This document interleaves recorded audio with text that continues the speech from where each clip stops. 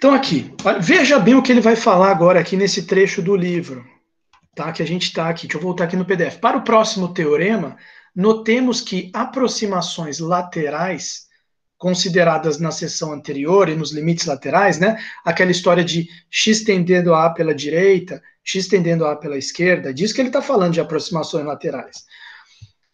Aproximações laterais consideradas na seção anterior ocorrem também com os valores da função, não só com o valor do x, da variável independente, né? E não apenas da sua variável independente. Isso pode ser ilustrado em exemplos simples como estes aqui, tá certo? Eu até fiz um negócio aqui no GeoGebra, deixa eu ver se eu consigo abrir aqui, só que eu salvei acho que na pasta da outra turma. Deixa eu ver aqui, análise T01, 16/6, eu acho que é esse aqui, vamos ver se ele vai abrir. Acho que não abre não, né? Isso aí nunca abre. Ah, não abriu, tá lá. Para não ter que fazer de novo aqui as funções, né? Então, olha só, isso pode ser ilustrado com os exemplos a seguir. Então, o que ele quer dizer com limite para x tendendo a zero pela direita ou pela esquerda? Isso eu entendo. Da função raiz cúbica de x é igual a zero pela direita ou pela esquerda. Então é como se ele estivesse dizendo assim, limite para x tendendo a zero pela direita é zero pela direita. É zero por cima, na verdade. Aqui não é pela direita, é zero por cima. E limite para x tendendo a zero pela esquerda é zero por baixo, né? Então, vamos colocar aqui a função raiz cúbica de x. Eu acho que eu vou aproveitar esse aqui, ó. X elevado a 1 dividido por 3, né? X elevado a 1/3 a raiz cúbica, né? Olha lá, esse é o gráfico da função. Aqui está o eixo x, né? Aqui está o eixo y, esse gráfico verde é a função raiz cúbica de x. Então, veja só, essa bolinha azul é o x, essa bolinha azul que eu estou pegando aqui, ela é o x. X tendendo a zero pela esquerda é esse movimento que eu estou fazendo. A bolinha vermelha representa o valor de f de x. Então, ó, conforme eu tendo a zero pela esquerda, o f de x, que é a bolinha vermelha, está tendendo a zero, mas está tendendo a zero vindo por baixo, vindo por valores menores do que o próprio limite, que é zero. Então, ele diz isso aqui da seguinte forma: limite para x tendendo a zero menos, pela esquerda, da função raiz cúbica de x é igual a zero menos. Por outro lado, o que seria o limite x tendendo a zero mais? X tendendo a zero pela direita. Seria essa bolinha azul vindo aqui pela direita. Olha o que acontece com a bolinha vermelha, que são os valores da função. Ela vai tendendo a zero por cima, vamos dizer assim, né? Ou seja, ela vai tendendo a zero por valores maiores ao valor da própria função no zero, tá? Bom, ele dá aqui também outros exemplos. Por exemplo, aqui ficou mais, menos, menos, mas ele depois dá um exemplo de uma função que é mais, menos, menos, mais. Seria 2 menos x ao cubo. Vamos colocar aqui para o aluno ver. 2 menos x ao cubo. 2 menos x ao cubo. Peraí. 2 menos x ao cubo, enter. Olha lá. Esse gráfico verde aqui é da função 2 menos x ao cubo. Então, vamos lá. Se eu tiver...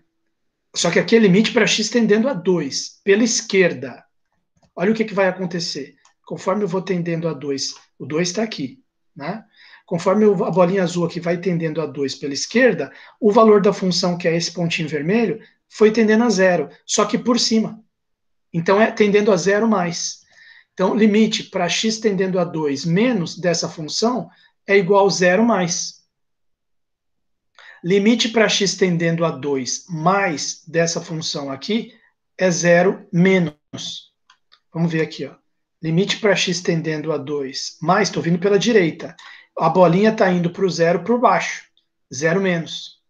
Tá lá. Tá vendo?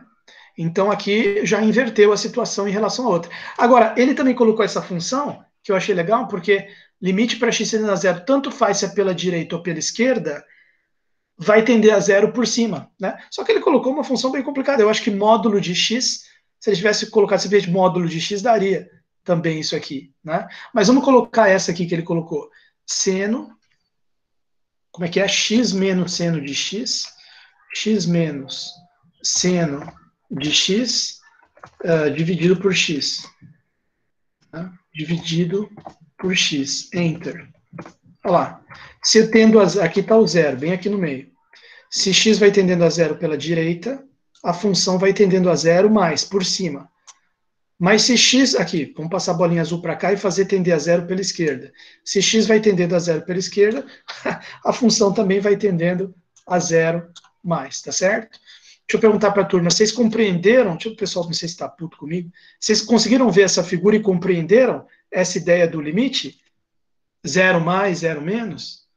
Vamos ver se alguém... Acho que o pessoal já foi embora essa altura, né? Acho que não está ninguém aí. O pessoal já foi. A Lucernani compreendeu, valeu. Valeu, obrigado, obrigado. Bom, olha só. Então, quer dizer, de modo geral, aí ele. Só que aqui tem um erro de digitação, hein? De acordo com o que ele escreveu aqui, ele não deveria ter colocado o azinho aqui. Ele deveria ter colocado o azinho só aqui. Aqui seria L. Esse é Elão, tá? Então, eu vou escrever na lousa corrigindo esse erro de digitação aqui. Então, quer dizer, de modo geral, então vou colocar aqui. Vou colocar na forma de uma observação, né? Observação. Observação. Que é uma definição interessante, né? Entre parênteses, uma def, né? Ela diz o seguinte, vamos colocar aqui assim, pá, limite para x tendendo a f de x igual a mais, a L mais, limite para x tendendo a da f de x é igual a L mais, isso aqui equivale a você dizer o seguinte,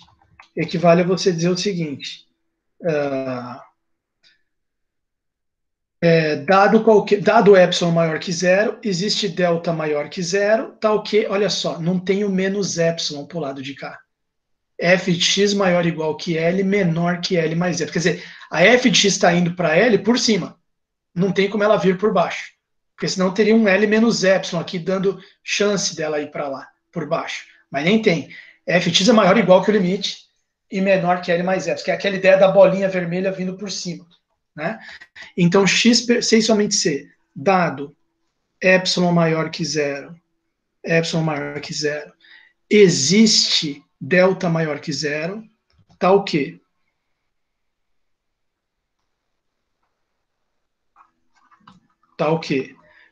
x pertencente à vizinhança furada de raio delta, centro em A, interseção D, implica que L menor ou igual que f de x menor que L mais epsilon. É claro que o que seria L menos, né?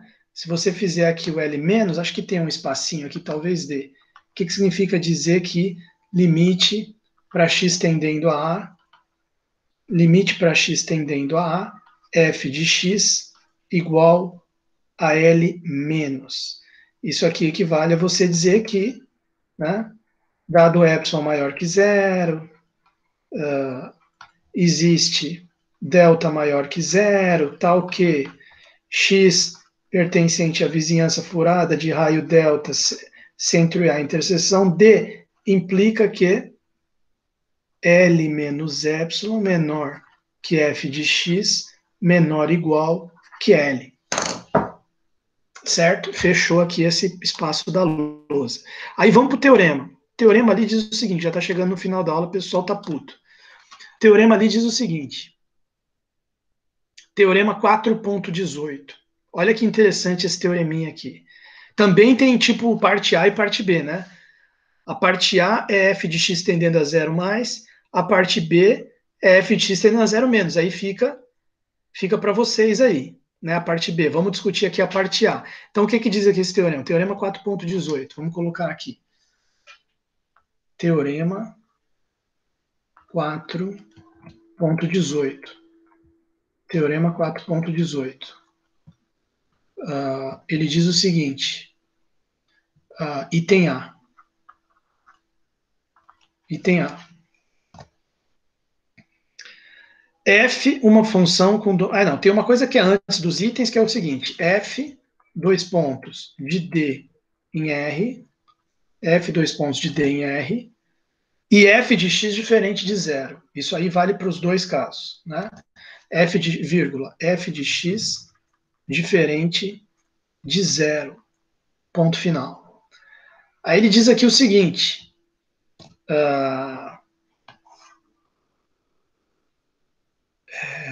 Tá, não, tudo bem. Aí ele diz aqui o seguinte.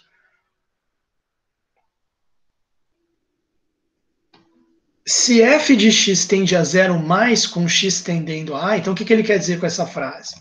Ele quer dizer o seguinte, se o limite para x tendendo a da f de x for igual a zero mais,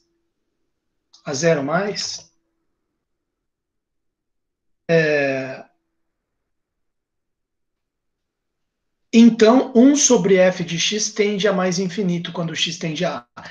Então, implica, né? A gente pode colocar um implica aqui. Isso aqui implica que o limite para x tendendo a da 1 sobre f de x é igual a mais infinito. Aí, claro, ele mete aqui um ponto vírgula e fala, não, mas e se f de x tender a zero menos, quando x tende a a, aí 1 sobre f de x tende a menos infinito. Esse seria um item B que vai ficar, a segunda parte análoga, e fica a cargo do aluno, para depois o professor pedir na prova. Vamos discutir essa demonstração aqui do A. Demonstraçãozinha aqui do A. Vamos ver, demonstração. Então, pela hipótese, mas qual hipótese? Dado qualquer k maior que zero, existe delta maior que zero, tal que x na vizinhança faz o f de x ser esmagado aqui para o zero. A hipótese que ele está falando é f de x tender a zero mais, quando x tende a a. É isso aqui. Então, vamos escrever aqui da seguinte forma. Como por hipótese, o fato de x tender a a, se x tende a a, então, quer dizer, o que significa x tende a a? X se aproxima de a o quanto você queira. A f de x vai se aproximar do zero mais, f de x vai tender a zero por cima, né? Então, f de x tende a zero mais dessa hipótese, então, o que a gente pode escrever? A gente pode, vamos formalizar ela, né? O que significa isso aqui? Significa que, dado um k maior que zero, esse k maior que zero, ele está usando malandramente aqui, né? Aqui a ideia seria dar um epsilon maior que zero, essa função ficaria entre zero e epsilon, né? Que seria exatamente isso aqui, com L igual a zero, porque o limite aqui é zero. Então você colocaria um zero aqui, pum, menor igual virou menor. Por quê? Porque, por hipótese, a função é diferente de zero. Ela nunca vai ser zero mesmo. Então, você pode, não precisa desse igual aqui. O L você troca por zero, coloca um menor, coloca o f de x. O L é zero, ficaria só o epsilon. Aí ele colocou a letra K, mas aqui ele não, colocou 1 sobre K. Né? Então, é aquela história. Ele brincou um pouquinho aqui com a letra, mas deve ter alguma malandragem, a gente vai entender. Né? Existe um delta, tal que x chegar suficientemente próximo do A, x estiver na vizinhança furada de raio delta centro A, vai implicar que a f de x está suficientemente esmagada perto do zero. Porque f de x vai estar menor do que 1 sobre k para qualquer k maior que zero. Quer dizer, aqui tem uma ideia de eu vou pegando k, a ideia do epsilon aqui, eu vou pegando o epsilon tão pequeno quanto eu quero. A ideia do k aqui dessa forma, eu vou pegando k tão grande quanto eu queira. Mas não vai mudar o efeito de ficar pequeno aqui, porque aqui eu coloco 1 sobre k em vez de ficar k. Tem toda uma estratégia aqui. Pela hipótese, dado qualquer k maior que zero, então, dado um k maior que zero, existe delta maior que zero, Tá o quê? X pertencente à vizinhança de raio delta furada, né? Vizinhança furada de raio delta, centro em A, interseção domínio, implica que o zero, pelas razões que eu expliquei agora há pouco, zero menor que f de x, menor que 1 sobre k. Ótimo. Até aí tudo bem, só escreveu a hipótese aqui em termos mais precisos, né? Aqui é só o símbolo, né, do limite, aqui ele já usou a definição do limite. Mas eu quero chegar nisso aqui, que x tendendo a 1 sobre f de x vai para mais infinito. Aí o que eu percebo? Eu percebo o seguinte, ó, que o f de x menor que 1 sobre k equivale a 1 sobre f de x maior do que k. Porém,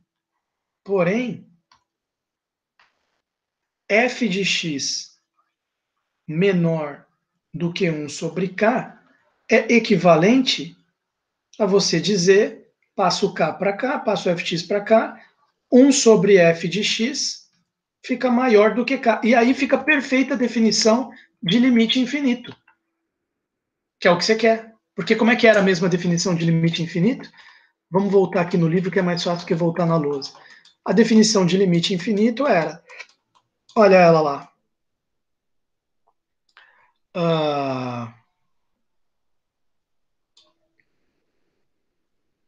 dado k maior que zero, existe delta maior que zero, tal que x na vizinhança, a função fica maior que k. No caso, 1 sobre a função ficou maior que k. Então não é f de x que vai tender a infinito, é 1 sobre f de x que vai tender a infinito. Mas você vê que ele pegou o k, então, de caso pensado, para ficar igualzinho à definição aqui, que também é dado k. Né? Bom, então vamos voltar ali na demonstração. Então aqui acontece o seguinte, tanto 1 sobre f de x é maior que k. Então, quer dizer, ou seja, isto é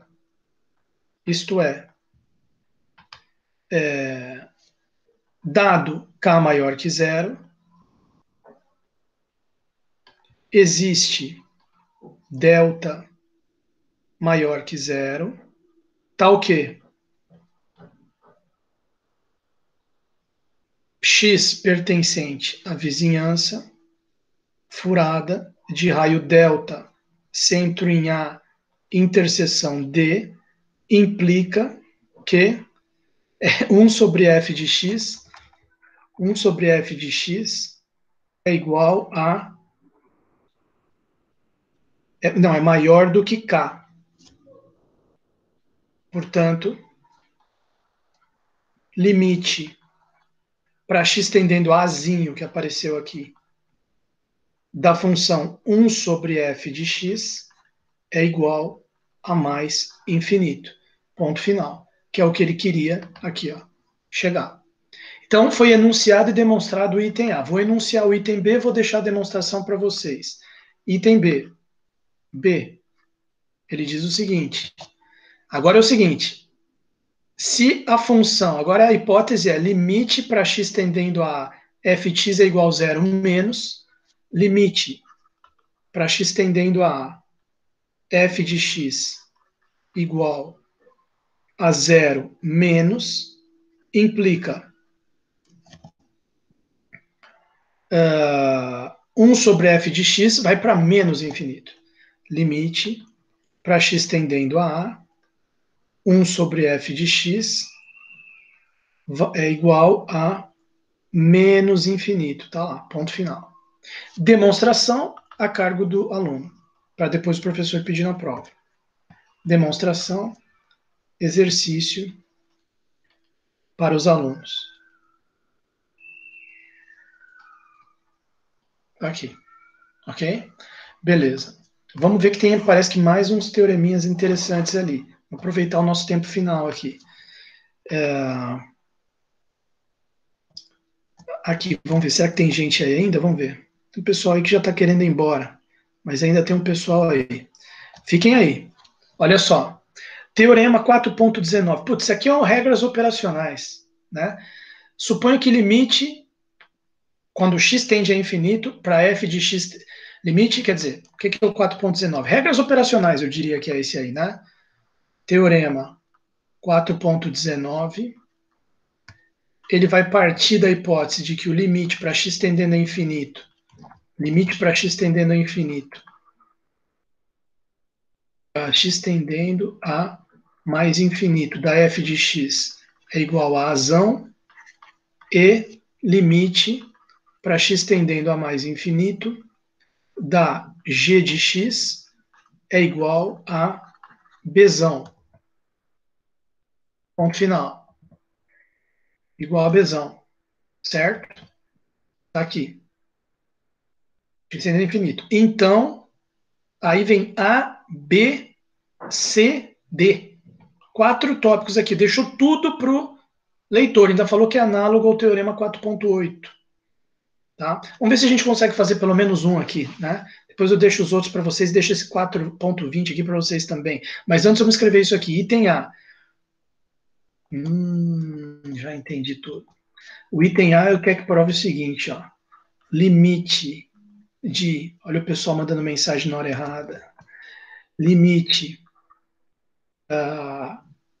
para x tendendo a mais infinito da soma f de x mais g de x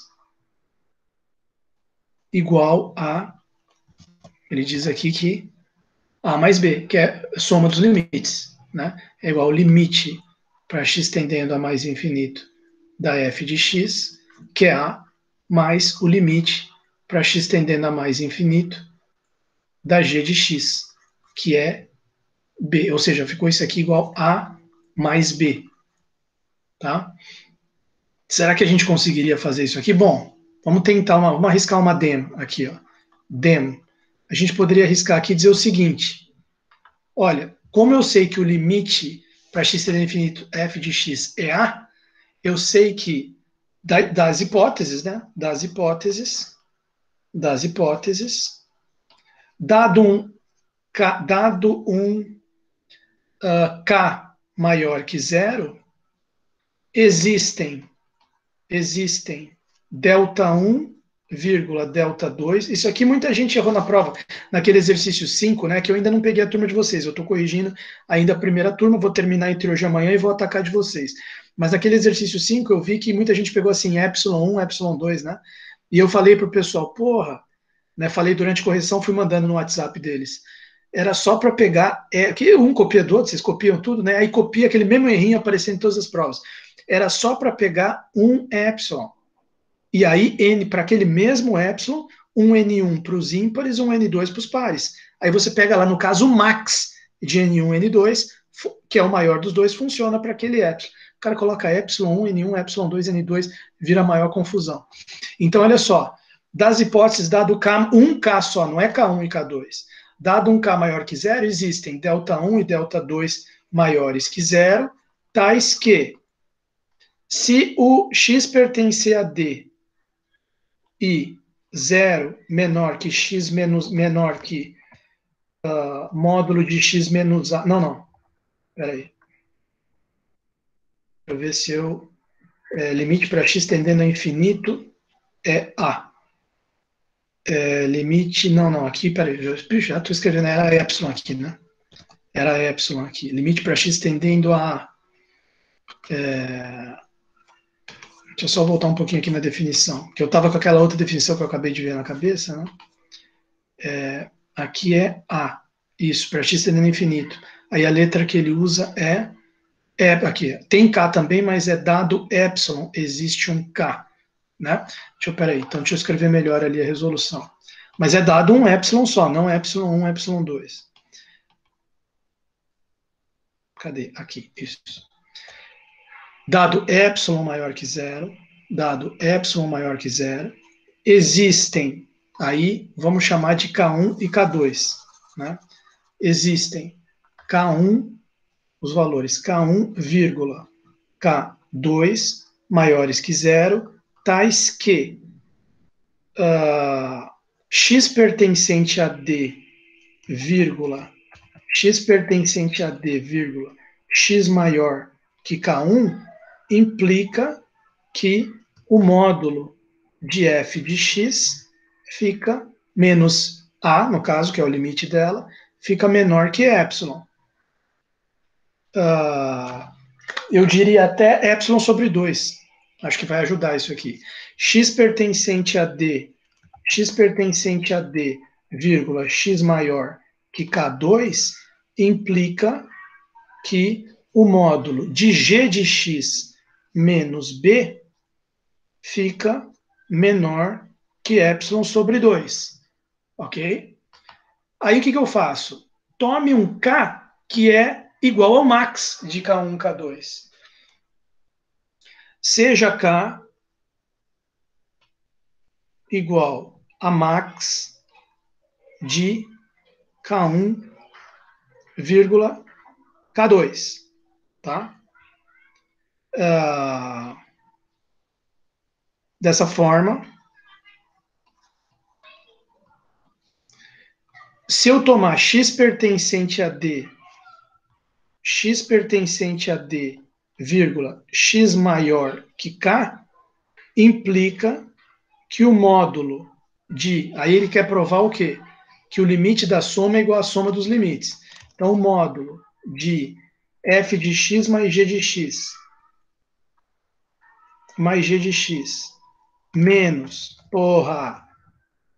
módulo de f de x mais g de x, menos a mais b, que é igual a módulo de f de x menos a mais g de x menos b, que é igual, que é menor ou igual, né? Menor ou igual. Que módulo de f de x menos a mais módulo de g de x menos b, fica menor do que epsilon sobre 2 mais epsilon sobre 2, que é igual a epsilon, ponto final. Certo? Então, provei que, portanto, o limite para x tendendo a mais infinito, que é maior que k, x tendendo a mais infinito, dessa soma de funções f de x mais g de x, ele é igual a mais b. A mais b. Ponto final. Correto? Então, eu fiz aí a demonstração do item A. Porém, deixo para vocês aqui a demonstração dos itens B. O que é o item B? O item B é k f de x tende a k a. Então, limite para x tendendo a infinito, a mais infinito, da função k vezes f de x é igual a k vezes azão. O que é o item C? O item C é limite do produto igual ao produto dos limites. Né? Deixa eu colocar aqui embaixo que é melhor. Limite do produto igual ao produto dos limites. Limite para x tendendo a infinito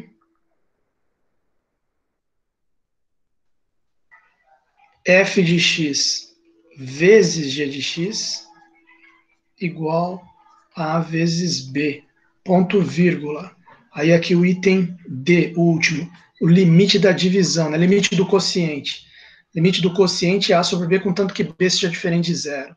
Limite para x, é análogo àquele outro teorema. Vocês podem realmente se inspirar nisso aí. F de x dividido por G de x é igual a A sobre B, contanto que vírgula B seja diferente de zero. Bom,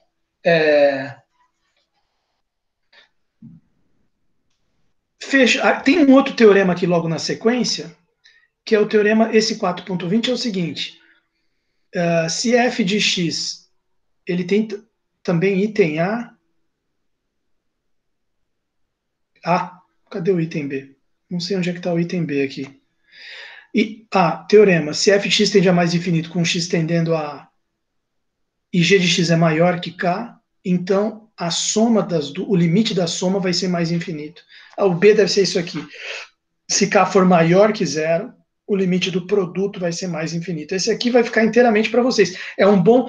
esses 3 itens que eu não fiz e o 4.20 é bom para P2, tá? Então, deixa eu colocar aqui. Teorema 4.20, estudar e fazer a demonstração. Teorema 4.20. Teorema 4.20.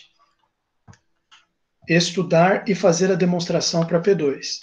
Estudar e fazer a demonstração, a prova dele, para a nossa P2. Já deixei anotado aqui para todos os alunos verem.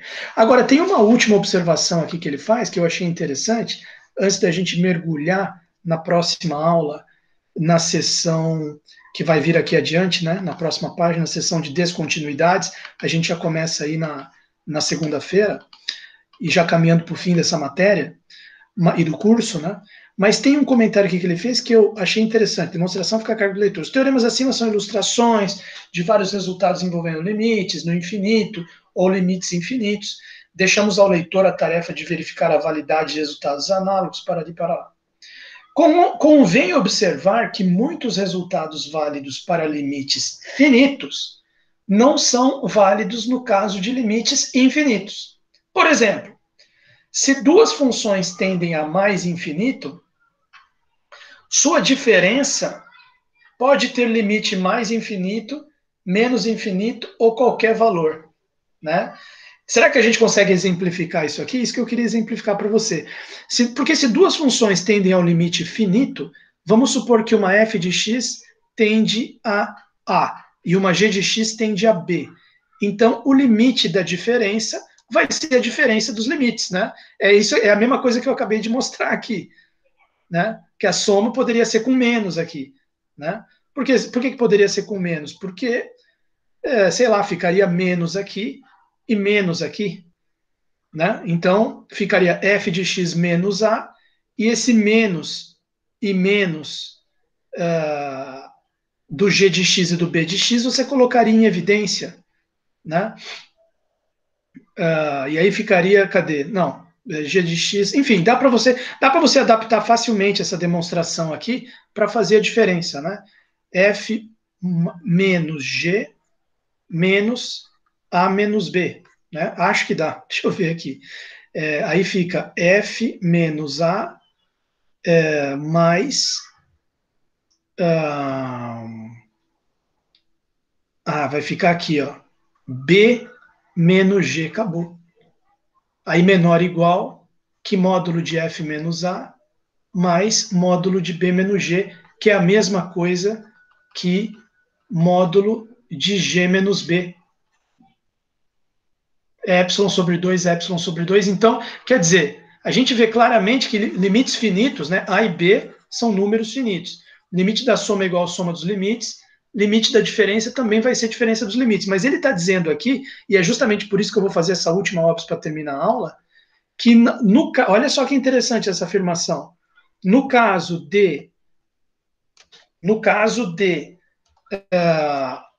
olha como ele falou aqui, duas funções que tendem a mais infinito, sua diferença pode ter limite mais infinito, menos infinito ou qualquer valor. Então vamos imaginar que a gente tem duas funções, tais que o limite para x tendendo a mais infinito da f de x é igual ao limite para x tendendo a mais infinito da g de x, ambos iguais a mais infinito.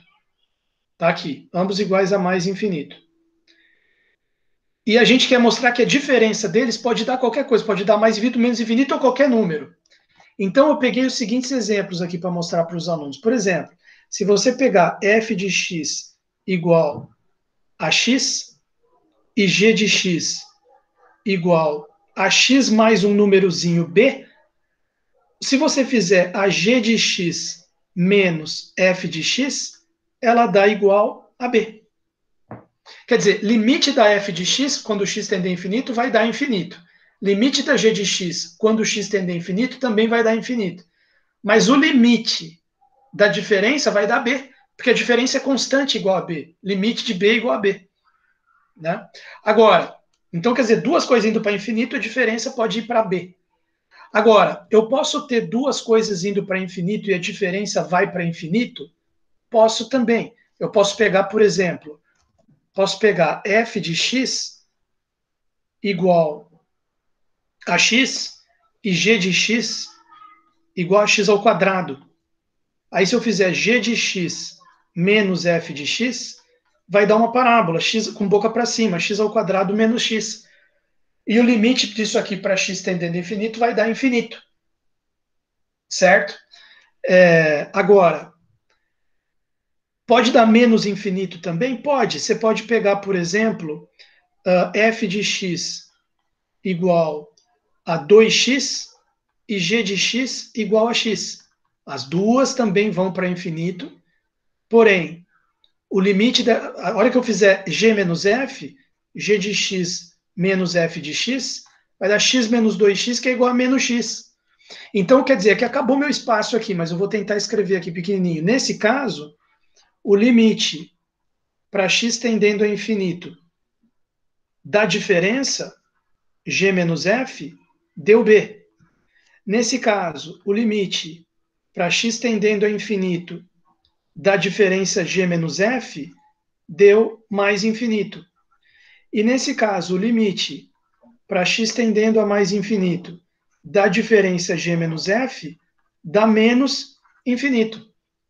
Então, quer dizer, o limite da diferença, quando funções têm limite infinito, o limite da diferença pode dar qualquer coisa. Tá? É isso que ele estava tentando falar com essa última observação. E com isso, eu encerro a gravação e encerro a aula também. Fico aberto a vocês aí para perguntas. Eu peço